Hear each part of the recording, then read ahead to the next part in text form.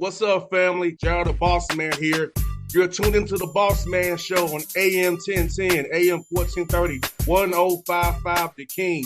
Let the King out at 105theking.com and the Bossman Show at bossmanshow.com. Hit me up on Instagram, The Bossman Show, Twitter at Bossman Show, and Facebook, Bossman Show. It's the Bossman on your radio. Listen to the Bossman Show with your host, JR, Saturdays at 9 a.m. right here on AM 1010, The King. What's up, good people? BetOnline is your number one source for all your betting needs. The latest odds, lines, and matchup reports for baseball, boxing, golf, and more. BetOnline continues to be the fastest and easiest way to place your wagers, including live betting and your favorite casino and card games available to play right from your phone. Head to the website or use your mobile device to sign up today and get in on the action. Remember to use your promo code BELIEVE, B-L-E-A-V, for your 50% welcome bonus on your first deposit. BetOnline, where the game starts. BS3 Network, changing the way you watch TV.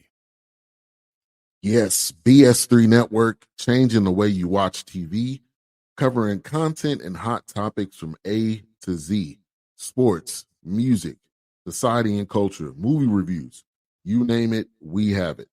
Check it out on bs3network.com or check us out on Roku, BS3 TV on Roku, as well as check out your favorite podcasts on all podcast platforms or Spreaker.com/BS3 Network. You are now tuned to BS3 Network.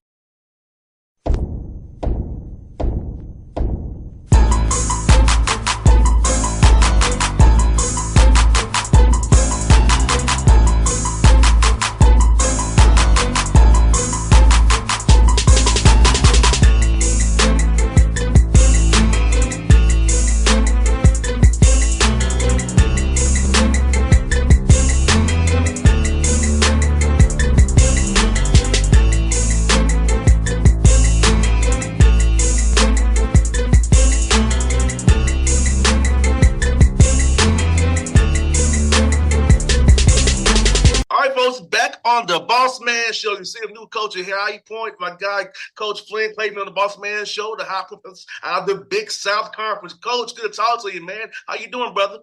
Doing all right, brother. How you doing? Thanks for having me on. I'm great, man. Just in the midst of some off season with the Hawks, but doing Braves baseball, so I'm still grinding, brother. Nice. Good to hear. Let me ask you this, man. How's it been this whirlwind for you, man? Getting this head coaching job, just jumping right into it from Coach Huss to you, man. How's it been for you, brother? Well, I mean, it still feels a little surreal to be the head coach at High Point University. It's such a special place. It's one thing to become a head coach. It's another thing to become a head coach here. This is a truly special university and setup. So it almost doesn't feel real. I think it'll feel a little more real when we start getting to scouting reports and opponents and, the competition is staring down your face. But so far, it's been pretty smooth. I mean, for a place to become a first-time head coach, I couldn't ask for a better setup. And, the support we have here is great. So I would say overall, it has been a lot. There's a lot more on your plate than you're used to as an assistant coach. You think you're ready before you move over that one chair. But a lot comes at you fast that you're not ready for, but there's nowhere better equipped to help a first-time head coach than High Point. So I think it's going pretty solid so far. I like what we've been doing. No doubt, man. And Flynn, let me ask his brother, as with you being, you being the first year head coach, how have people trying to schedule you now as you're the first time head coach? They're still kind of scared of you, man, because they know you all been good so long. So how's it been trying to schedule these games, man? We again, we have some good setup where we can play a good amount of home games. So, we are bringing people into our gym, but it's been tough trying to get a high major opponent. We've been trying to do that for 2 years, and last year we was really impossible to get. And then I thought maybe along the lines of what you were saying that I could maybe grab one. We'd like our guys to go play a high major game, but it's been tough to schedule those. But I would say along the mid-major lines, we've had some really good games on our schedule, some really good neutral floor games against some good opponents. So we will have some nice games on our schedule, but we're still looking for that high major opponent if we can find it. If not, then we got to just get back to March again and give it another crack. I hear that, man. And speaking of that, man, for you, talk about this period of time in summertime where you build these bricks now to get ready for the season, the peak in February and March when it counts the most. So talk about these workouts you're going to be having, getting the team in, and just kind of build on what you've built the past 2 years there and keep on this thing rolling. Yeah. I mean, we've got all our guys here. We're in our third week of summer right now. So we've already put in 2 full weeks. We got our recruiting class done relatively early. So our guys were all here for summer school, and we're rocking and rolling right now. And just, our summer looks similar to how we had it under Coach Huss. A lot of skill development, a lot of work on our offense, a lot of work on our motion, with some touches on what we want to do defensively. But we're not trying to kill all birds with one stone. Like, we just got to lock in on trying to get good at a couple things this summer and not try to master everything. And then really most importantly for the summer that it was under Coach Huss and it will stay the same under me, it's just individual player development is the most important thing to having a good offensive basketball team. We can draw up whatever plays we want, but if guys can't make the shots, it doesn't matter at the end of the day. So we put a ton of time into that, and a lot of time into our sort of free play motion offense, which will be very similar to what we've been doing the last couple of years. No doubt. And Coach, I also want to ask you about the nutrition piece of it, getting the weight room and getting guys to learn how to recover and sleep well, because you play a long season. You don't want to run out of gas. Talk about how important it is to get these guys out there on the track and get them in the weight room and get them eating right, with so how important your strength guy is, your nutritionist guy, and also your training staff to keep these guys upright. Yeah, I mean, our training staff is unbelievable. They're working around the clock. Our strength coach, Will Sullivan, does a tremendous job with our guys. On the nutrition part, I mean, just like what I was saying earlier, our guys have every resource to kind of keep their weight up. I mean, they can go eat at a 5-star steakhouse after practice with their meal swipes at High Point University on campus, so we don't have many issues with guys' body attrition throughout the season because they're eating pretty good and they're well resourced from that standpoint, and we stay on top of that. We weigh before practice, after practice. We're doing force plate testing daily to see if guys are losing anything in terms of their force, and if we need to tone things back or pick things up. So we stay on top of all that. But our guys see big gains in the summer in the weight room and putting on weight, and that's part of the individual development. It's not just the basketball skills piece. It's the body piece. It's being in shape because we want to play fast. We want to run. And we want to be hectic defensively this year, and that requires being in pretty good shape. No doubt, man. And I'm asking you about how you feel approaching these conference games. I know they come at you fast. So do you all get two days in between the Big South, or y'all get 1 day in between? Usually it's 2 days. There might be a change of format. What we have is, we have a little bit of a unique situation where if you get picked to be on ESPNU for that game, then they'll move your Wednesday game to Thursday. So then you would play again Saturday. So if you get picked for that game, you have a 1-day break instead of 2-day. And then obviously with us just having the success we've had the last couple of years, we do usually get picked. We got picked for three of the 6 games last year. But there might be some changes to that, but it's been 2 days the last couple of years, generally speaking. And it's the Big South's a good league because everything's driving distance. You're home the night of the game. There's no hopping on planes for your conference season, which is a nice luxury coming from like the Big Sky Conference and the WAC conference that I was in, where you're on a plane going to all over the place every week. It can wear on you a little bit. So we're kind of lucky in the Big South with game prep and travel. It's a good locational league where we can get to spots pretty easily. Yeah, and I was thinking about this, if it was a 1-day prep, but when you playing fast, you got to really kind of the same game might be a little bit tricky, but with having 2 days off, you kind of recover and prepare the right way, so you don't have to really just cram it in and hope for the best on that Saturday. Because some of the leagues who play Thursday night then play Saturday afternoons, like it's pretty much a back to back, but not really. You know what I'm saying? It's crazy. Yeah, and that stuff, I mean, it matters, but I think it's a little overblown in terms of like, oh, we need 2 days to prepare versus 1 day to prepare. Like at the end of the day, if your guys are by the time you're in conference, like your guys have a pretty good idea of what you want to do offensively, what you want to do defensively. There are some scout specific things, but we had a couple of those games this year where we had a 1 day and they didn't, and it was pretty standard. I would say I didn't see a big difference in we had a less of a prep. I think coaches sometimes put a little bit too much, thinking that their prep matters more than maybe it does. I mean, your guys at that point pretty much are prepared to play good basketball or they're not, and I think guys just being connected and being able to play well together is the most important thing, and that reduces the importance of like the intricacies of your prep. We do prep, we do really get into details, we really look at numbers, we look at every single thing about our opponent, but how much of that really impacts your guys when the ball tips up? They're getting out there, they're playing either they're sharing the ball and playing together and playing hard, or they're not, and that's pretty much going to determine whether you have a good outing out there or not. And coach, Flynn, I'm gonna ask his man, brother, tell me about how tough the Big South is every night, man. Because with you are with 100 every night, so to get everybody's best shot every night. Talk about how tough the league is, top to bottom. But with you all being success you had, been everybody's Super Bowl pretty much. We want to beat High Points. How was that going through that and just knowing that with your guys now that hey, we're still the 100. Everybody wants to come gun in for us now. Hmm.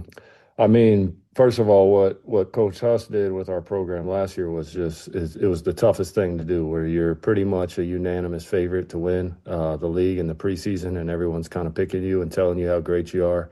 And then you go out there and back it up. That's really the hardest thing to do. That's my second time being in that position. That also happened to us at Southern Utah. It was a very similar situation. We had won the regular season, lost in a semifinal game as the 1 seed in overtime, very similar. And we were the unanimous favorite the next year. And that was just a very, very tough place to be, because yes, everyone's gunning at you and everyone's telling your guys how great they are. And at the end of the day, these are still kids. And even for us adults, if people are running around telling you how great you are, it's hard to keep your edge. It's hard to stay on top. Coach Huss did a phenomenal job of keeping that urgency every day with our guys. The Big South Conference is a really good conference. I don't think people realize how good it's been the last couple of years. Obviously, we've done our part in that, but other teams have been very good from top to bottom, really. There's no easy nights in the Big South. And the league has been in the top, right around the middle of conferences in terms of what has been ranked, right around 15 to 17 the last 2 years out of 32 leagues, which is the best that the Big South has been. We've done our part, and other teams have tried to match, and that's a beautiful thing. And we're all trying to compete against each other, and it's kind of raising the level of each program and the conference. So, I think we did a good showing in the tournament last year. We were a 13 seed. We really gave Purdue a good run. We represented the conference well. I don't think it'll be long before a Big South school is winning a game or two in the tournament. I think that's the next step for this league. No doubt. And I'm going to ask you, Coach Flynn, speaking of your program, when you go out with recruiting guys who come in, whether it be a portal guy or a high school kid, what are you looking for in a young man on and off the floor to be a part of your program that really represent High Point Panthers the right way? Mm-hmm. It's tough. I mean, if I'm being honest, it's tough to really make those right decisions now. It's tougher than ever because a lot of recruitment is just a very quick sort of thing that happens. You can be on a phone with a kid for the first time one day, and they could be committed to your school a few days later when you're talking portal. When you're talking high school kids, you're probably looking a little more along the lines of, okay, who's a kid that we want to kind of build around over a few years? Is this kid a kid who probably would want to stick around? What things are important to him? Is High Point University, the education that he's receiving, which is a high-level education here, is that important? So you're kind of looking at different things when you're talking about transfers and freshmen. But one thing that's standard is we're looking for kids who are unselfish, kids who are winners, kids who have high character. When I say high character, I'm not saying they don't make mistakes in life. All kids do, and all adults do, but kids who are about their teammates, about this university, understand that being a college basketball player is not about them. They're representing something bigger than themselves. Those kind of kids are kids that we can work with. And then from a skill standpoint, we do want to play skilled basketball. So the ability to dribble, pass, shoot. We would like to have five guys on the floor at all times that can do that. That gets hard sometimes. Well, the last 2 years, we've had at least four guys on the floor who could do those things at all times. And I think our roster this year, we're going to be looking at a lot of our minutes. We're going to have five guys who are dribble, pass, shooting. So, you combine that character piece with just the skill piece, and then we can work through pretty much any other problems. No doubt, man. Let me ask you this, man. If having five guys on the floor that can shoot the ball, and it's caused so much conflict for the defense, and you have to really decide, what do you want to do? Do I want to hard hedge it? Do I want to flat hedge it? Do I want to stun them? Do I want to switch it? It's just talk about having that optionality to make defenses have to really think about what scheme am I going to run, how I'm going to play the ball screen or the off-ball actions. Yeah, I mean, at the end of the day, it's a lot of times especially for a big guy, when you're doing your prep, like you're talking about before, all of a sudden it's something that coaches and players get worried about. Like, oh, we really got to worry about this guy can shoot the ball. Or we really got to worry that this big man can get the ball and bring it up court like a point guard and play in a ball screen. Like Kamani Hamilton was like our four-man, you could say, the last couple of years, but he really played the point guard for us, at 6'8", and that was something that people weren't seeing often. And we put him in ball screens, and people would want to, whatever coverage they showed, he was skilled enough and smart enough to kind of make a play out of it. And then if we have that at the center position, also you can imagine the problems that would cause. If you look at the NBA game, a lot of it's very positionless. A lot of it's just read and react in space. And your five-man might be in the corner. He might be up top. He might be on the wing. And we do a lot of work on just different reads out of bigs being in those spots. But you can use a big man who can't shoot a lot of times, even on the perimeter, if he's smart and understands how to play in handoffs and sprint into step ups and whatnot. So it just adds a different look to what other teams are preparing for, and a lot more college teams are going to sort of a 5-out sort of NBA style look. And I'm sure defenses will adjust, but it's just a tougher thing to guard. I mean, and that's why folks are going to it. No doubt. I love to bring in that five-man for that short roll and pop him to that weak side corner, let him do a corner dash or a layup. So you're right. You put the big man out of play in the ball screen in the middle, the way he can't shoot. He can be very effective and get the defense to collapse, and you got an open shot, open three or open layup, depending on how you want to play it. Correct. It's a beautiful thing, man. I see the NBA game all the time. That's what I do with the Hawks every night. Seeing them play, so trust me, I love seeing it. That 0.5 mentality, move that ball and just make a quick decision and get it and go, make that thing pop. Yeah, and I think the other positive to it is when you play that style. Obviously, you have to have the right personnel to do it, and High Point has the resources to get the players that can play that style. Let's be honest about that. But what's positive about it is kids want to play in that because they all want to get to the next level, whether it's professionally in Europe or in the NBA. If you're playing a similar style to what they're going to need to do at the next level, I think that does help you in the recruiting process and makes it an easier sell to parents and kids. That's what I got for you, brother, is this one, man. What kind of got you into coaching? I know you had a playing career as well. So what kind of was your trigger to get into coaching and wanting to impact young men's lives the way you are now? Yeah, I mean, I had a long journey of playing. I played for a lot of really, really great coaches. I felt the impact they had on my life from even before high school, just with people that I was working with growing up in LA, some high level guys who played in the NBA and whatnot. I was really blessed to be around a lot of great basketball minds where I grew up. And from that, it just kind of led to a love for the game. And that led me on a journey of college, professionally overseas. I had some serious injury problems. Had a total hip replacement actually already, which is something that most people wouldn't have until they're 70, 80 years old. So I had a degenerative hip that kind of ended my deal. But the process of playing taught me a lot. The countries I played overseas, the coaches I played for.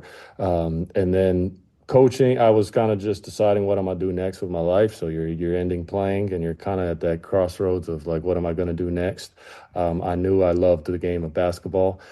So I came to be a graduate assistant. Well, first I coached in Australia, which was an awesome opportunity. Very blessed to have that opportunity. And then from that, I became a graduate assistant at Southern Utah.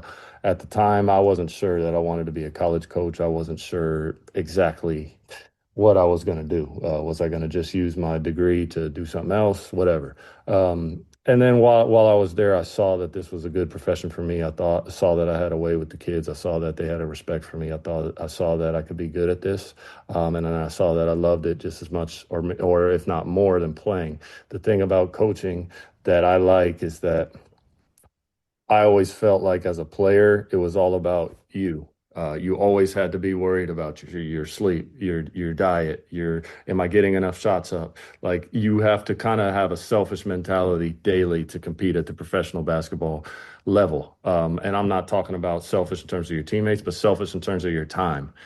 You have to invest in a massive amount of time and resources into your body to continue to be able to play at that level. What I like about coaching is it takes equal or not equal, it takes more time, but your time is pouring into these kids. And winning, of course, that benefits the coaching staff, but kids learn so much throughout the process and they become winners through that process. So that's the part that's a little more rewarding to me about coaching. And then I've just been really blessed to have two really good bosses and kind of just move up, quick. And it's a blessing I only decided to coach about 9 years ago. And the first 2 years I was a graduate assistant. So to have this opportunity at the age of 36, it's truly a blessing. And, we'll see if we can keep it rolling here. No doubt, man. Well, I'm glad to meet you. I'm glad you got this job, and I'm glad somebody around my age ready to talk to on the show. So we got to do this again really soon. I hope to see you at either Lake Point or the Peach Jam. I'll be there. So anything you need from me, brother, I'm here to help you out, man. I'm looking forward to your journey and success down the road, brother. Appreciate you. Yep, we'll definitely be down there at Lake Point. So let's link up. 100%. Appreciate you, man. Yeah, appreciate you too. BS3 Network, changing the way you watch TV. Yes, BS3 Network, changing the way you watch TV, covering content and hot topics from A to Z, sports, music, society and culture, movie reviews, you name it, we have it. Check it out on bs3network.com or check us out on Roku, BS3 TV on Roku, as well as check out your favorite podcast on all podcast platforms or Spreaker.com/BS3 Network. You are now tuned to BS3 Network. What's up, good people? Bet Online is your number one source for all your betting needs. The latest odds, lines, and matchup reports for baseball, boxing, golf, and more. Bet Online continues to be the fastest and easiest way to place your wagers, including live betting and your favorite casino and card games available to play right from your phone. Head to the website or use your mobile device to sign up today and get in on the action. Remember to use your promo code BELIEVE, BLEAV, for your 50% welcome bonus on your first deposit. Bet Online, where the game starts. What's up, family? Jared the Bossman here. You're tuned into the Bossman Show on AM 1010, AM 1430, 1055 The King.